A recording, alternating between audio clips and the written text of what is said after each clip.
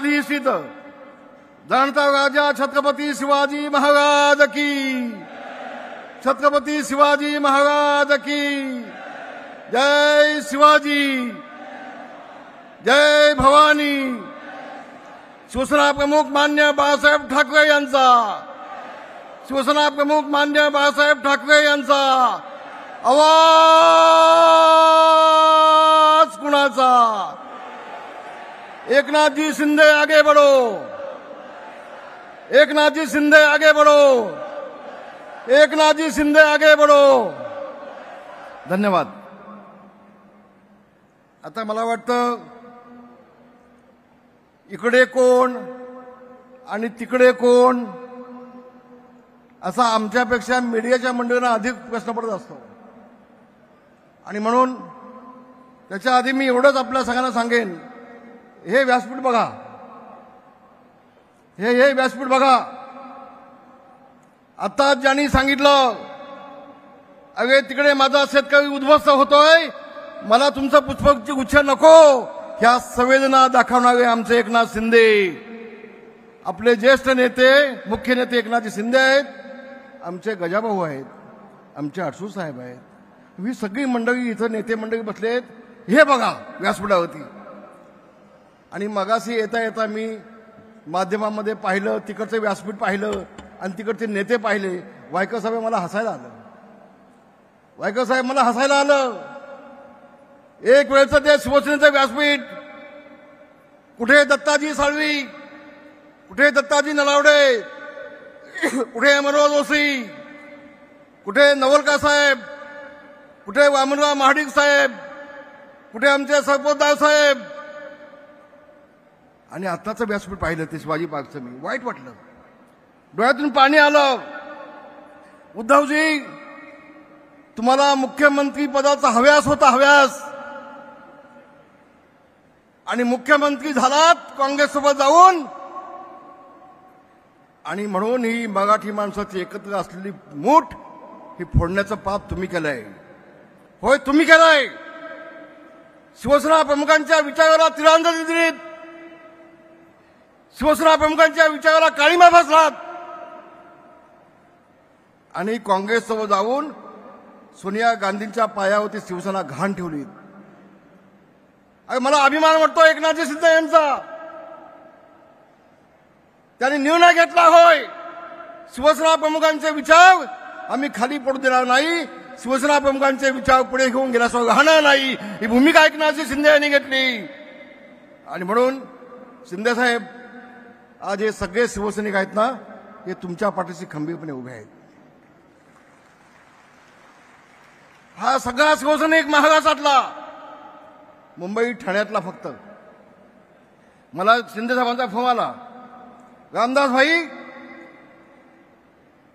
संबंध महाराष्ट्रात दुष्काळग्रस्त झालाय, मोठ्या प्रमाणामध्ये पाऊस पडलाय, लाखो कुटुंब उद्ध्वस्त झालेत, आणि म्हणून हा आजचा दसरा मेळावा जरी असला, आनंदाचा मेळावा असला, तर आपण सगळेजण शेतकऱ्यांच्या दुःखात सहभागी झाले पाहिजेत आणि फक्त महाराष्ट्राचा मेळावा न घेता फक्त मुंबई ठाण्याचा आपण घेऊया।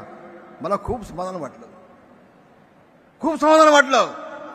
संवेदना आहेत या नेत्याला। अगं मी तर म्हणेन इथे जे सगळे दिसत आहेत ना, हे सगळे आमचे मावळे आहेत, हे सगळे भगव्या झेंड्याचे शिपाई आहेत, हे सगळे शिवसेना प्रमुखांचे कडवे सैनिक आहेत, हे सगळे छत्रपती शिवाजी महाराजांचे मावळे आहेत। इथं सगळे मावळे आहेत आणि तिथं जमलेले सगळे डोमकावळे आहेत, सगळे डोमकावळे आहेत। काय तुमचा कार्यक्रम काय? मराठी माणसाला संपवायचा ना? होय बांधवानो, शिवसेना प्रमुख माननीय बाळासाहेब ठाकरे यांनी 76 सालामध्ये मराठी माणसाच्या न्यायासाठी झगडणारी शिवसेना या घोषवाक्याने शिवसेनेला जन्म दिला। त्यावेळेला काही लोकांना मस्ती होती, मुंबई तुमची, भांडी घासा आमची, अशा घोषणा त्यावेळेला होत होत्या। मराठी माणसाला सन्मान नव्हता। आज मराठी माणूस ताठमानेने जगतोय, तो फक्त शिवसेना प्रमुख मान्य बाळासाहेब ठाकरे यांच्यामुळे जगतोय। असं म्हटलं तर मी चुकीचं म्हटलं असं मला वाटणार नाही बांधवांनो। काय केलं उद्धव साहेबांनी? तुम्ही 30 वर्ष तुमच्या हातामध्ये महानगरपालिका आहे. 30 वर्ष आम्ही घेणार. त्या बिचाऱ्या राज ठाकरेंच्या पाठीमागे भिकेचा कगवटा घेऊन चाललाय. अरे मला भीक दे, ये माझ्यासोबत. आता तो भाव आता काय करतो काय माहिती, भीक देतोय की भीक देत नाही की सोबत येतोय. पण एवढं सांगेन, 2 भाव नाही, आणखी इकडे तिकडे असलेले 10 भाव सोबत असले तर मुंबईतला मराठी माणूस उद्धव ठाकरेला राजकारणातून कायमचा गाडल्याशिवाय उघडणार नाही. हा विश्वास माझ्या मनामध्ये आहे. बांधवानो, मी खूप अस्वस्थ आहे. 30 वर्षामध्ये माझा मुंबईतला मराठी माणूस, मग तो लालबागचा असू देत, तो दादरचा असू देत, तो गिरगावचा मराठी माणूस असू देत, ही सगळी माणसं तर आहेत कुठं? सगळी नालासोपाईच्या पलीकडे गेली, कल्याण डोंबिवलीच्या पलीकडे गेली.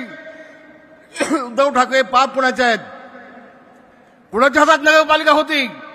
अरे गिरगावमध्ये जिथं मराठी माणूस होता, जिथं आमच्या गिरणी होत्या, तिथे 50-50, 60-60 माळ्याच्या बिल्डिंग झाल्या आणि त्या बिल्डिंगमध्ये एकही मराठी माणूस शिल्लक नाही. पाप कुणाचं? कुणाची महानगरपालिका होती? कुणाच्या हातामध्ये होती? तुम्ही 30 वर्ष फक्त टक्क्याचं राजकारण केलं. शिंदे साहेब, 2 वेळेला मला शिवसेना प्रमुखांनी विधान परिषद दिली मुंबईसाठी, पण मला मुंबई महानगरपालिका जाण्याचा अधिकार नव्हता. महापौर बसला तरी मला तिथे जाण्याचा अधिकार नव्हता. ही अवस्था आमची होती. आणि म्हणून मी आपला एवढं सांगेन, मी अधिक बोलणार नाही. बोलणाऱ्या निवडणुकीला मी वाट पाहतोय. मुंबई महानगरपालिकेची निवडणूक कधी येते वाट पाहतोय. पण उद्धव ठाकरेंना शिवसेना प्रमुखांचं नाव घेण्याचा अधिकार आहे का? आता बाप म्हणून नाव घेऊ शकता. राजकीय दृष्ट्या म्हणतोय, सॉरी, आता पुन्हा तेवढंच मीडियामध्ये येईल. शिंदे साहेब, मला एक विनंती आहे तुम्हाला. शिवसेना प्रमुखांचं निधन कधी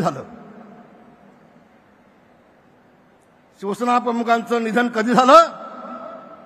आणि त्यांची बॉडी किती दिवस मातोश्रीमध्ये ठेवली होती? कडा माहिती.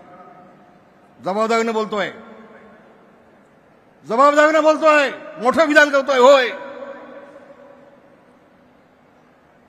शिवसेना प्रमुखांच्या वरती उपचार करणारे डॉक्टर आहेत. आज देखील त्या डॉक्टरांना विचारून घ्या, डॉक्टर पगारांना विचारून घ्या, 2 दिवस शिवसेना प्रमुखांची बॉडी का ठेवली होती उद्धवजींनी? तुम्ही काय अंतर्गत चाललं होतं तुमचं? आम्ही खाली बसलो होतो. 8 दिवस आम्ही मातोश्रीच्या बाकड्यावर मी झोपलोय. 8 दिवस मातोश्रीच्या बाकड्यावर झोपलोय. सगळं कळत होतं. पण हे सगळं कशासाठी? कोणतरी सांगितलं बाळासाहेबांच्या हाताचे ठसे घेतले होते. मग ठसे कशासाठी घेतले होते? काय नेमकं होतं? सगळी चर्चा चालली होती तिथे मातोश्रीमध्ये. आणि पुढे जाऊन माझी विनंती आहे, बाळासाहेबांचं मृत्यूपत्र कोणी केलं, कधी झालं, त्यामध्ये सही कुणाची होती, कोणासाठी माहिती. अरे तुम्ही आम्हाला काय शिकवता? शिवसेना आम्ही मोठी केली, शिवसेना मोठी आम्ही केली, जेल आम्ही भोगतायत, तुम्ही आम्हाला संपवताय. तुम्ही मनोहर जोशीला संपवलीत, तुम्ही गजानन कीर्तिकानं संपवलीत, तुम्ही ढाकेने संपवलीत, तुम्ही दिवाकर गावतेला संपवलीत, तुम्ही रामदास कदमला संपवलीत, तुम्ही एकनाथ शिंदेच्या पाठीमागे पडलात. अरे नेमकं तुम्हाला हवं होतं काय? ज्यांनी बाळासाहेबांना 50 वर्ष साथ दिली, त्या नेत्यांना संपवायचा विडासमोर उचललात बाळासाहेब गेल्यानंतर. आज यात शिवाजी पार्कमध्ये मेळावा चालू आहे. शिंदे साहेब, जोपर्यंत बाळासाहेब होते तोपर्यंत शिवाजी पार्कच्या सभेमध्ये रामदासांची भाषणं होत होती. ज्या वर्षी बाळासाहेब गेले त्या वर्षापासून शिवाजी पार्कचं माझं भाषण बंद झालं. काय बाबांनो, काय झालं? गुलाब पाटलांना टाळ्या मिळतात भाषणाला, त्याला भाषण देऊ नका. रामदासांना टाळ्या मिळतात, त्याला भाषण देऊ नका. अरे तुम्हाला भीती कसली वाटते? म्हणून सांगतोय आज तुम्हाला. आपल्याला मी मुंबईतल्या सगळ्या शिवसैनिकांना हात जोडून सांगतोय, उद्याची लढाई ही मराठी माणसाच्या अस्मितेची आहे. उद्याची लढाई या भगव्या झेंड्याला अधिक तेज देण्याची आहे. हे युद्ध आहे, हे राजकीय युद्ध आहे. कुणीही गाफील असता कामा नये, कुणीही गाफील असता कामा नये. आणि म्हणून दिवस रात्र एक केलं पाहिजे. ही मुंबई मिळवण्यासाठी 105 हुतात्मे मराठी माणसाने दिलेले आहेत. मुंबई अशी नाही मिळाली. त्यामधले 70 गृहिणी कामगार आहेत. आणि म्हणून ज्यांनी 30 वर्ष या मुंबई महानगरपालिकेचा वाट लावून टाकली, उद्ध्वस्त करून टाकली, फक्त टक्के खाल्ले, मराठी माणसाला उद्ध्वस्त करून टाकलं, त्या उद्धव ठाकरेला उद्याच्या राजकारणातून कायमचं उद्ध्वस्त करून टाका ही विनंती करण्यासाठी बांधवांनी मी आपल्या समोर आलेलो आहे. होय, उद्याच्या निवडणुकीमध्ये शिवसेना भाजप महायुतीचा भगवा झेंडा फडकलाच पाहिजे. होय बांधवांनो, फडकला पाहिजे. हा छत्रपती शिवाजी महाराजांचा भगवा झेंडा, आई तुळजाभवानीचा भगवा झेंडा, संत रामदासांनी छत्रपतीच्या हातात दिलेला हा भगवा झेंडा, हा शिवसेना प्रमुख मान्य बाळासाहेब ठाकरे यांचा भगवा झेंडा, हा शिवसेनेचा भगवा झेंडा, हा मावळ्यांचा भगवा झेंडा मुंबईच्या महानगरपालिकेवरती फडकलाच पाहिजे अशी विनंती करतो आणि आपल्या सगळ्यांची रजा घेतो. धन्यवाद. जय हिंद, जय भीम, जय महाराष्ट्र.